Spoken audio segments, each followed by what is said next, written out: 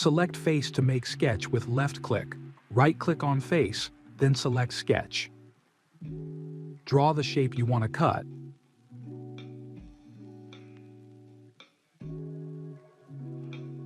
Exit the sketch. Select Extrude Cut.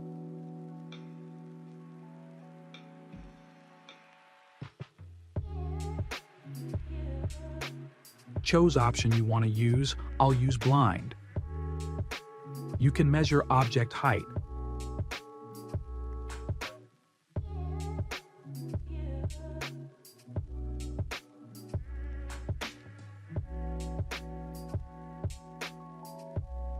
Now enter the number. Click check mark or use enter on keyboard. Repeat process for other cut, and that's it.